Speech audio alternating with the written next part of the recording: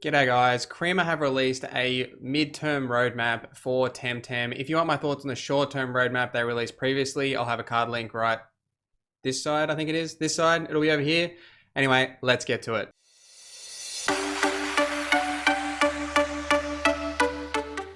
The mid-term roadmap gives us a look into winter 2020, spring 2021, and summer 2021. So about a year and a half in advance, and that brings us to the final release of the game as well.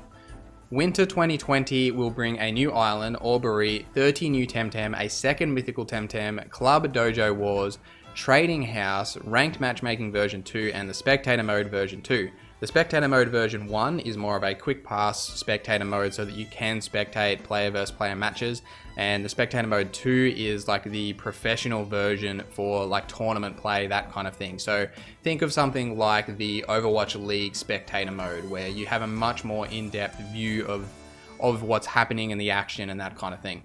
The Ranked Matchmaking 2 is another interesting thing to talk about. The second iteration of the matchmaking, we want to have a different league and medals that players can reach, bronze, silver, gold, etc. Although they want to come up with better names for this, as well as seasons, which we will grant players with rewards based on their position when the season ends. The plan is to have a pre-season which will last until the game is released, and then start doing periodic seasons upon that point. This is a great solution for ranked matchmaking, and it adds to the longevity of the game, especially in a lot of the other online games as a service kind of games, kind of like Temtem. If you think of, Overwatch, Rainbow Six Siege, those style of games, even though Temtem is a very different game, it's a good idea in the ranked system to have seasons like this. Fortnite is a big one as well that recently released their Chapter 2, Season 2, Episode 2, something 2, whatever it was. Those seasons that they release are really important to drive players to come back to the game with new changes, and that's what keeps the hype going and keeps people playing. It's a really good idea to have this feature. The Club Dojo Wars and the Trading House is another thing to touch on. So each island in the archipelago will hold a club dojo, so 6 in total, which players will be able to conquer and hold. Clubs will be able to challenge the current dojo leaders each week by participating in in-game tournaments, battling with their other clubs in predefined time frames during different days based on the dojo they want to capture. Once a club has conquered a dojo, they'll be able to decorate it, obtain rewards for the members during the time that they hold it. This is a key feature for PvP and the longevity of the game, and it seems to me like Crema have a very clear idea on how to keep the game running and keep people interested in the game. Like this feature, as well as the Tem breeding and things, and trying to get the best Temtem to take on the dojos, and that's involved as part of the clubs, which is coming soon. This whole system is what's going to drive people to keep playing, that camaraderie in a club and trying to take over the dojo wars. It's a great direction for the PvP. The Trading House as well is another feature that's coming winter 2020. Some of the islands will feature a trading house. They're already in the game with the work in progress sign, just like the furniture stores. The trading houses will be a market-orientated locations in the game where players will be able to post and receive offers without the need to directly interact with anyone. They will act as a bulletin board where everyone will be able to post their offers and requests, and others will be able to sort through all these listings. This is a really cool idea, and it's similar to, the WoW auction house and those MMO style games, but I assume you're going to be able to place items in here as well as Temtem, because the main trading in a game like this is the monsters themselves. It's the Temtem. I know that already you can trade in the Discord server. There is a channel there specifically for trading if you are looking for certain Temtem SVs and typing, that kind of thing. But having it in-game is the major benefit of this, because you don't want to be sending people to a Discord server to do a trade and then back into the game to actually do the trade. What you want to do is have everything contained in the game, kind of like the global trade system, which has been removed from a certain other game and added into a mobile app, but we're not here to talk about that. Spring 2021 will bring the console ports, 1.0 launch, the endgame islands, daily and weekly quests, the battle replay system, and the Cosmetic store, which was mentioned in the Kickstarter, which won't have any pay to win or pay to skip content experiences. It'll just be cosmetics from what they have said. The key things to note here is obviously the console ports and the 1.0 launch. This is going to be the actual launch of the game. It's going to come out of early access. The console ports are going to happen, and there's a little bit that they touch on with the console ports, such as CrossSave and crossplay, which I think is going to be an interesting thing if they can implement it. So with the 1.0 launch, What they're looking to achieve is supporting crossplay and possibly cross-save as well, but they do talk a little bit about the technicality beside that. So crossplay is technically simple to achieve. We already have crossplay between Discord and Steam players, and every new platform will behave in the same way. The main problem with crossplay is related to the console holders' restrictions, but they seem very open about it lately, so hopefully we'll be able to achieve crossplay on all platforms at launch. CrossSave is more technically challenging. Apart from having the same legal restrictions and hoops to jump through, there is also a technical issue that needs to be sorted and solved, which is a way of joining all of your different accounts into the same one. Temtem doesn't have a custom logon system. It uses the platform logon system in a transparent way. You don't really have a Temtem account right now. It's just some data associated with Tem and Discord accounts.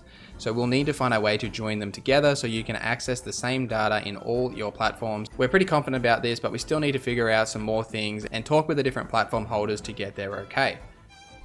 Cross-save is going to be a big one for Temtem if they can implement this. So cross-play is obviously exciting, and in a game like Temtem, it's not a shooter. It doesn't matter if it's cross-play. It's not really going to affect anything other than you can play with a bunch of different people you haven't played with before. Cross-save is what I'm mostly excited about because I would love, absolutely love to play Temtem on my Switch. It is a game built for the Switch. There is no denying it. And if I could play my PC save file that I've already put 35 hours into, probably more at this point. There will be a review coming separately on Temtem in a couple of days, but I've put over 35 hours into it on Steam. I would love, absolutely love to be able to port my save to the Switch, regardless of if it's cross-save or if I can only play it on the Switch once I've ported it over there. I don't care. I just want to play it on the couch, in bed, that kind of thing. I've actually been playing it around the house, not on the computer, using the Steam link on my phone. So casting my Steam from my PC to my phone and playing on my phone, that works pretty well, but I would like to be able to take it with me and play it, you know, at work or something like that. It would be really great to be able to do that. The endgame island is an interesting topic as well. So the endgame island is a mini island fully dedicated to endgame activities, something similar to the Battle Frontier from a certain other franchise. The island will have different buildings, each one with its own mechanics, but all relative to Temtem battles, where players will be able to enter and win rewards based on their performance. We all kind of know what a Battle Frontier is and what we can kind of expect from this. These buildings will mostly be focused on PvE activities and will reward players with pansoons and items for their invested time. The final one that we have is Summer 2021. So in Summer 2021, we can expect a Nuzlocke game mode, the third mythical Temtem, an arcade bar, draft PvP, and the Cosmetics Battle Pass.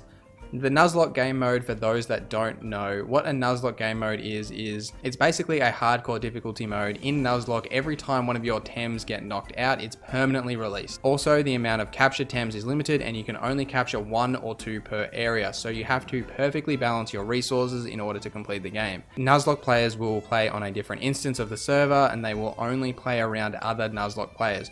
Trading will be limited due to Nuzlocke rules, but PvP will not. If you're brave enough, you will also be able to duel other players and face permanent loss. So I don't know if you'll be doing this in the Nuzlocke mode, the PvP side of things, but it's another feature to the game and they're just adding more content, and that's the main thing here. The Cosmetic Battle Pass, they do touch on a little bit as well, and it's a Battle Pass system similar to other games like Modern Warfare, Fortnite, that kind of thing. And it's an additional leveling system for players during the current season. The Seasonal Battle Pass, players will be able to obtain certain seasonal cosmetics for free just by playing the game during the season and completing activities, and it'll also have a premium version with even more cosmetics and non-pay-to-win rewards. This is an interesting feature. I'm not really sure if it's meant for this style of game. It'll be really dependent on how they implement it. I'm curious to see what they do, and you know, they've got a lot of really good ideas with this game and how to keep it going, and especially monetizing it for the future without it being oppressive, like the cosmetics microtransactions, like this battle pass. We'll have to see what they implement, and you know, companies before have said, oh, no non-pay to win mechanics, non-pay to win rewards, but you just never know. So we're just gonna have to see what they do. We can take their word for it. They have been pretty honest and transparent with what they're doing with the game, so hopefully, you know, that's not going to change with what happens here. And that's really it for what's coming with Temtem. There is a lot of content coming in the next 1.5 years as they push towards the final release. As I mentioned earlier, I will have a review of the early access and its current state within the next couple of days. I'm finalizing it at the moment and just trying to get some footage and that kind of thing. As a primer, I really like this game. There is something special about Temtem. And you know, I hope that you stick around and have a look at my full review. That's it from me today, guys. Let me know in the comments down below what you think of these updates and what you're most excited for. For me, it's got to be all these new Temtem. There's mythical Temtem and a bunch of new Temtem coming, as well as the islands and just more content. That's what I'm mostly excited for. Let me know down below what you're excited for. Thank you for watching. My name is NorZZa, and until next time, have a great day.